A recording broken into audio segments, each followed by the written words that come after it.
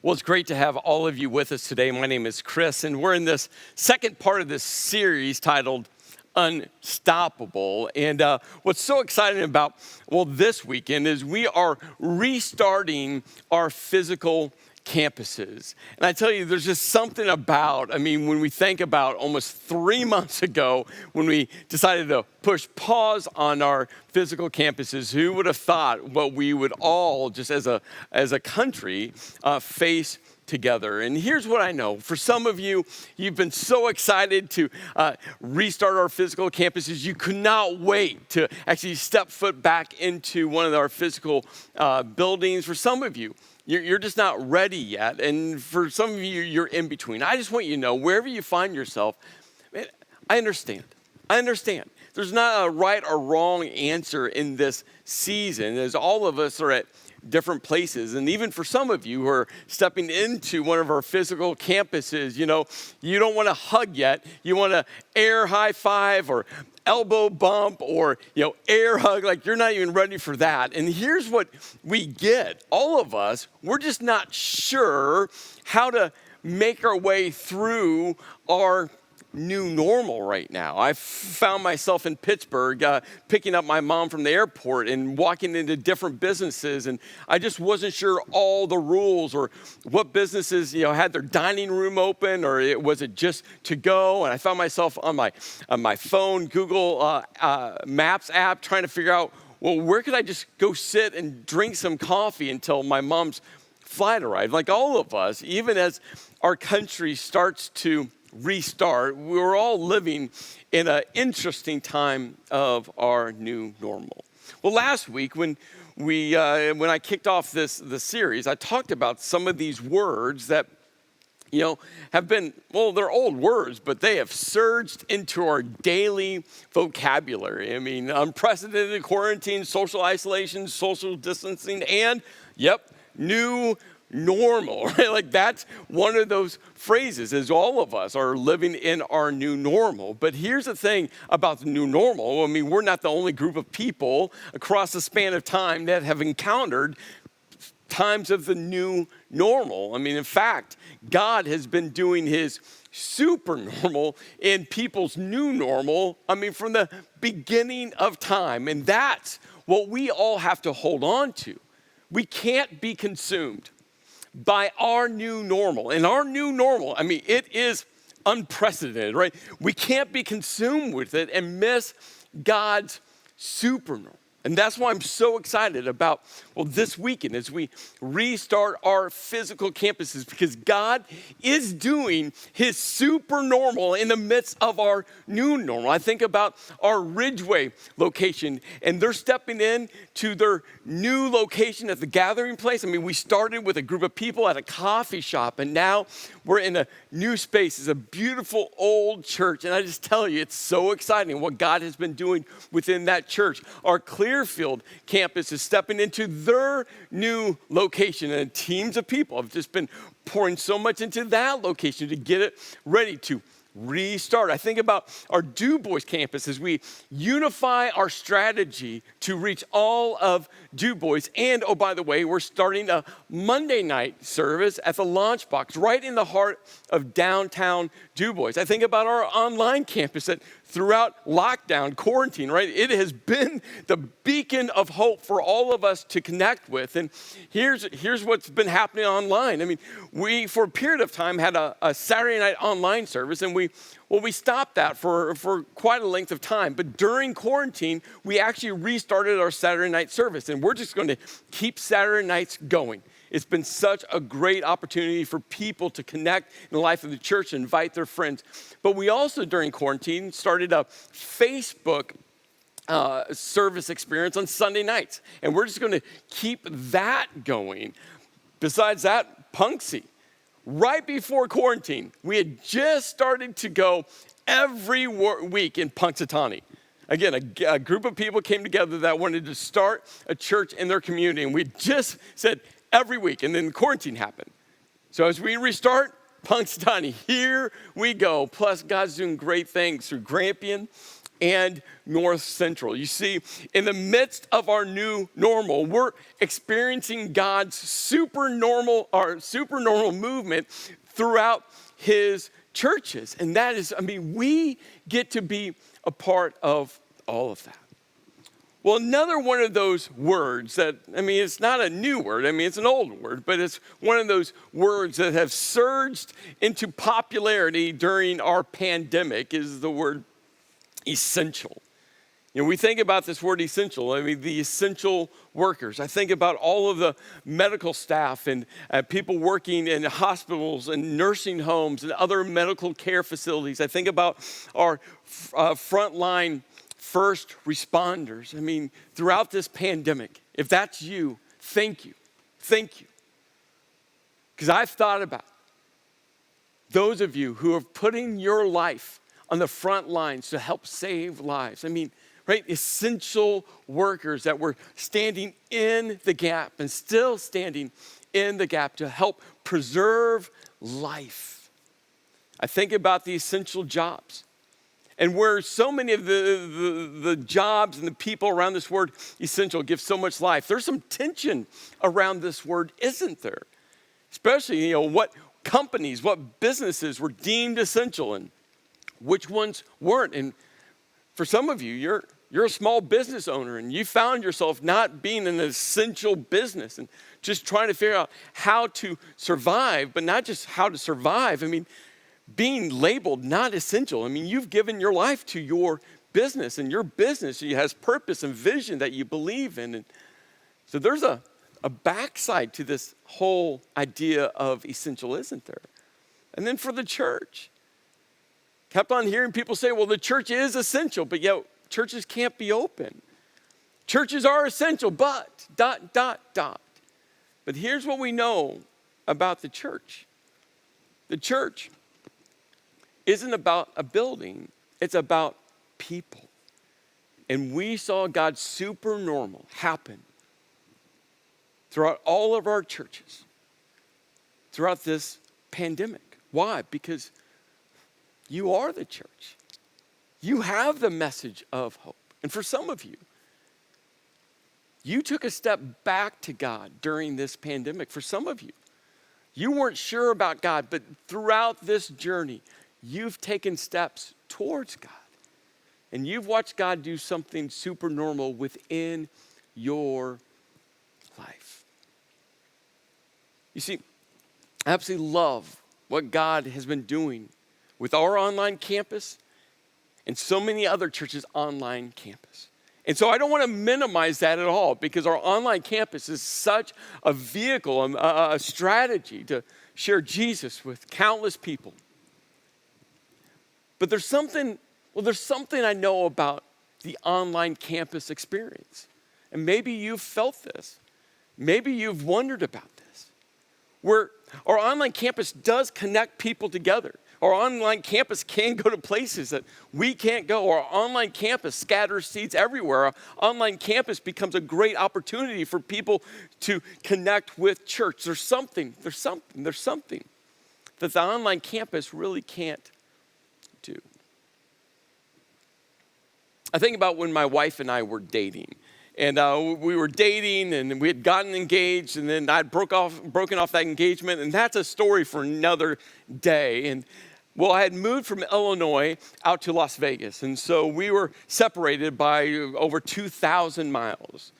Now, this is going to date myself a bit, but this was like 1995. In 1995, the internet was like, well, we kind of had it, and we had AOL dial-up, which was really slow, and this thing called the Google had just started, but why search for anything? Like, it was right at the cusp of this whole internet revolution. And so I was living in Las Vegas. My wife was still in college, and, well, that adage, distance makes the heart grow fonder, it's not true. If you've ever had a long-distance dating relationship or marriage, you know distance does not make the heart grow fonder. And so I had to purchase, because long distance wasn't free, I had to purchase a AT&T calling card. Some of you remember the calling cards. And you would have to sit down, pick up your phone, and you would have to input some, 16 digits. I mean, it was long, and so you're looking at this little card and trying to dial in every one of those numbers, and inevitably, you get to the very end, and you would want to hit 4, but your finger hit 5, and you would have to start all over again.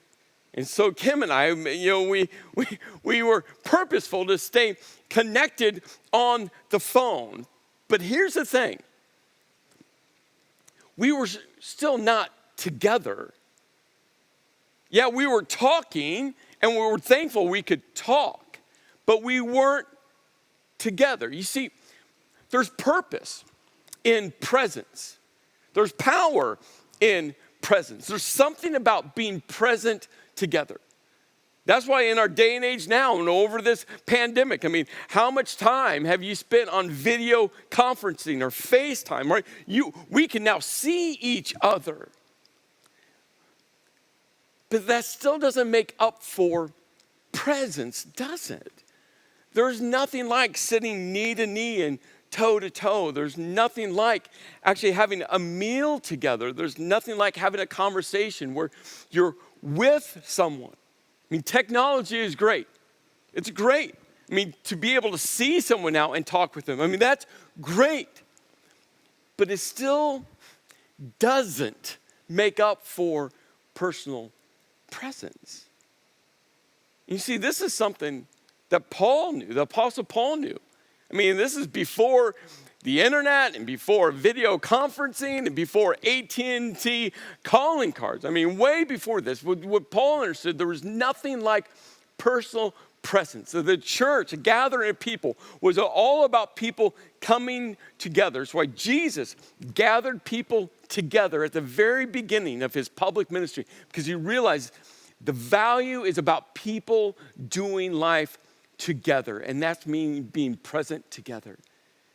And that's why we know the importance of restarting our physical campuses. Yes, we can worship online, and online is such an important tool and an important platform, but it doesn't make up for life on life, knee to knee, toe to toe, looking at each other in the eyes, laughing together, worshiping together, learning together, growing together, talking together. There's purpose in presence.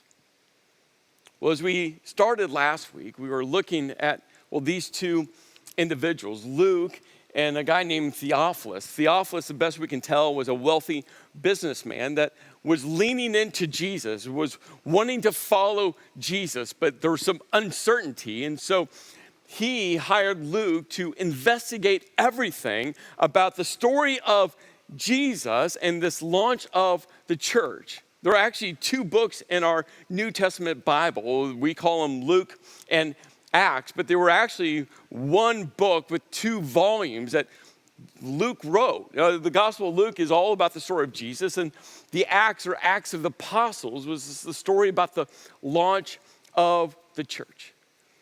And so Luke goes in to investigate everything, and you're going to see something amazing happen in his life as he talks to eyewitness after eyewitness about Jesus and the movement of the church. And so Luke, right at the very beginning of the book of Acts, one of the last things Jesus said is that you will be witnesses. Where? Everywhere. In Jerusalem, throughout Judea and Samaria, and to the ends of the earth. This is purpose. It's like, hey, gathering of people, you are going to be witnesses to tell everyone about me, Jesus, everywhere. There's no physical boundary or political boundary or group of people boundary. No. You will be my witnesses everywhere. To where? Everywhere. Does that include? Yes, everyone, to everyone. And that's how this part of the story, the launch of the church, starts with Jesus giving the mission statement to go, be witnesses, to tell everyone about him. And Luke starts to write the story of this launch of the church that should never never had made his way out of this little Jewish controlled area that found itself at the far end of the Roman Empire. I mean, just look at this for a moment. I mean, way over here. I mean, Rome was in control of the known world. Their political power, their military power, their cultural influence, their religious influence, and Jesus.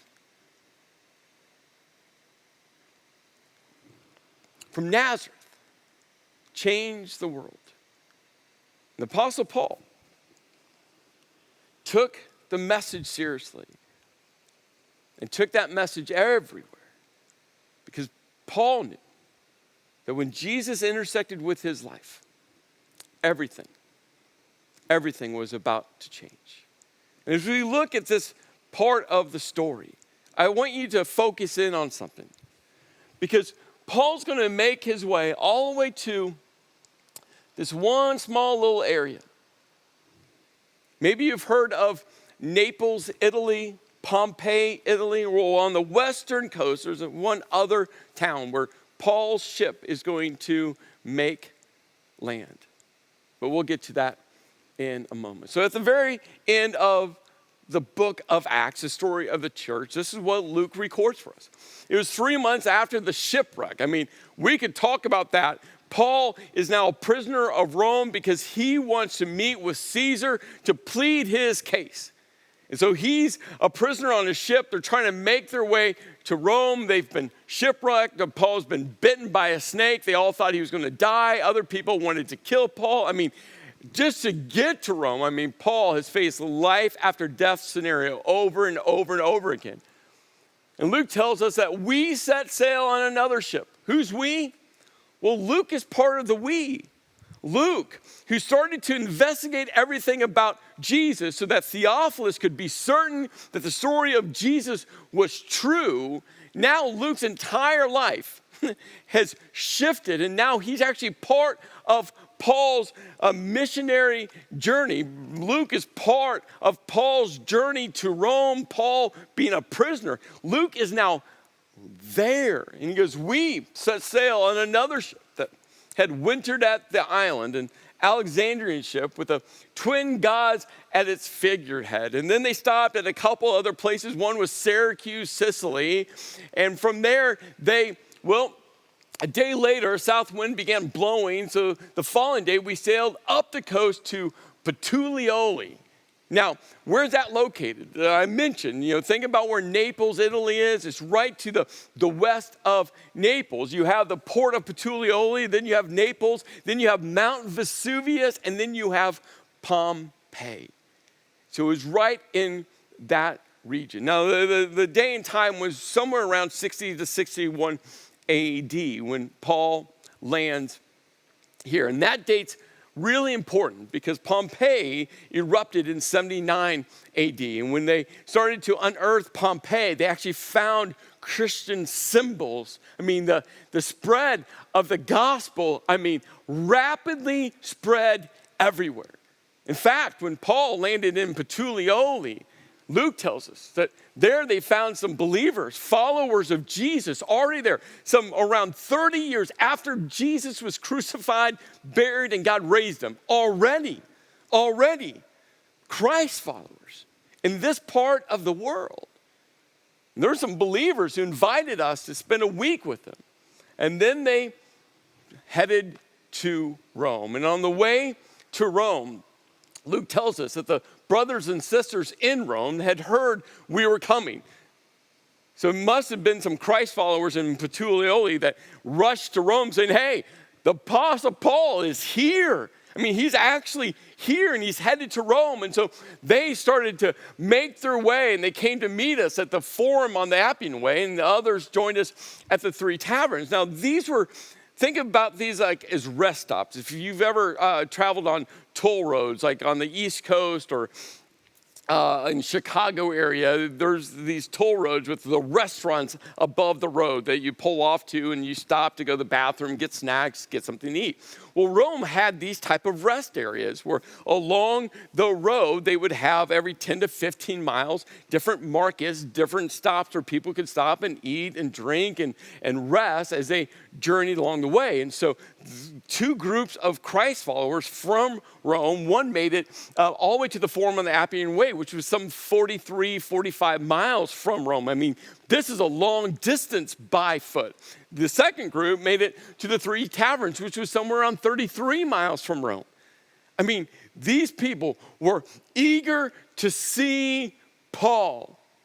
And Luke goes on and says, when Paul saw them, he was encouraged and thanked God. I mean, why? There's purpose in presence. You see, just approximately 3 years before this, Paul wrote a letter to the Christ followers in Rome. We call it the book of Romans, one of the greatest books in the entire Bible that talks about the nature of sin in a person's life and God's grace. So Paul had written this letter to the Christ followers in Rome. They had received that letter, and I'm sure they were encouraged and convicted and inspired. But when they heard Paul was coming, right, there's purpose in presence. They wanted to be with him so much so. They traveled 33, 35 miles, 43, 45 miles, probably on foot just to be with him. You see, that's why the Bible talks about in Acts chapter 2, when this first church was formed, that they met together daily and they shared with each other what they had and they fed each other and they served each other and they worshiped together and they were taught together. And guess what? God added to their number daily those being saved. Why? Because something was happening when they were present together. In Hebrews chapter 10, the author talks about, hey, Don't miss out on meeting together. And then there's this tag-on thought, as some are accustomed to doing. Why? Because the author of Hebrews knows that there's something about worshiping together, learning together, being together. There's purpose in presence. And for Paul, I mean, he was so encouraged and he gave God thanks. Why? Because these people that he had heard of came to meet him and they could be together. And so together they traveled to Rome. But remember, Paul was a prisoner of Rome, but Paul was a Roman citizen. And what does that mean? Well, being a Roman citizen was something everyone wanted. And you were either born into being a Roman citizen or you could pay an extraordinary amount of money to buy your way into being a Roman citizen. But once you were, there was a whole bunch of privileges coming with being a Roman citizen. And that's what Paul was. And so he got those privileges. So he makes his way to Rome. It says Paul was permitted to have his own private lodging. Why? Because he was a Roman citizen, though he was guarded by a soldier. He says, I asked you to come here today as we could get acquainted so I could explain to you that I'm bound with this chain because I believe that the hope of Israel, the Messiah, had already come. You see, when he got to Rome, he had invited groups of Jewish religious leaders to gather together. And so a massive group of Jewish people came to his house. And he goes, I just want you to know why I asked you to come. I want to share with you my story, and more importantly, I want to talk about the hope of Israel, the Messiah, who's already come. You see, for Paul, he believed that the message of Jesus should go to everyone, everywhere. But he always wanted to start with the Jewish people first. Why? Because he wanted them to know that the long-awaited Messiah, the one they've been waiting for and their ancestors have been waiting for, that Jesus had come. So he invited them first because he wanted to share with them his personal story. Paul, who was a Pharisee, a Jewish religious leader and a Roman citizen, who when Jesus intersected with his life, changed everything. And now he wanted to tell everyone everywhere about Jesus. And so these Jewish religious leaders and people were like, hey, we want to hear what you believe. For the only thing we know about this movement, and the word movement is actually better translated as sect, which is where we get our word heresy from. So they're like, hey, we've heard about, this movement, this sect, this idea filled with heresy that is denounced everywhere. We want to hear about it. And so Paul started to share with them. And some were persuaded by the things he said, but others did not believe. Paul spent an entire day from morning until night talking about Jesus, but talking about Jesus through the lens of the ancient Jewish scripture, the law, the books of Moses, and the prophets, what we call the Old Testament. All day he shared with them, tying Jesus' story to the Old Testament. And some believed, but some didn't. And so then Paul quotes to them from Isaiah chapter 6. And he said, hey, one of the greatest Old Testament prophets said that you wouldn't hear, and you wouldn't see, and you wouldn't believe. And after he gets done quoting to them from Isaiah, Paul goes, so I want you to know that this salvation from God has also been offered to the Gentiles. This would have sent shockwaves through these Jewish people because they thought it was all about them. Paul's like, whoa, it came to you first. But I just want you to know that this message about Jesus came for all people. Yeah, I'm talking with you, but I want you to know, since you're not going to believe, since you're not going to hear, since you're just shutting down, I just want you to know that this story, this good news is going to the Gentiles, to all the people who aren't Jews, that this message is going to spread everywhere, and they will accept it. In this gathering of Jews, what happens? Well, Luke tells us that when Paul had said these words, the Jews departed, greatly disagreeing with each other, arguing with each other. And I think there was part of Paul that was just sad because they wouldn't allow themselves to hear the good news about Jesus. And then, for the next 2 years, Paul lived in Rome at his own expense. He welcomed all who visited him, boldly proclaiming the kingdom of God, the God's kingdom, for all people, everywhere. The God's kingdom that was established through Jesus' death, burial, and resurrection. That God is on the move. That he boldly proclaimed. He didn't hold back. He didn't hesitate. He didn't come up with a list of excuses. Teaching about Jesus everywhere. Because the early church had one message. Jesus, the Son of God, came. And he died. He took on the sin of the world. And he was buried. And God raised him from the dead. All you have to do is believe. Believe. Believe. Believe. And then Luke, as he brings this great story of the church to a close, he said, and no one tried to stop him. No one tried to stop him. You see, the church is unstoppable. Nothing. Pandemics can't stop it. Dictators can't stop it. Social unrest can't stop it. Governments can't stop it. County commissioners can't stop it. The movement of God, the church, the vehicle, the strategy to tell all people about Jesus is unstoppable. And Luke just brings the entire story of the church to this point to say, hey, no one stopped Paul. And I think Luke knew that nothing was going to stop the church. So, Let's be a church. Let's be a church that goes everywhere to share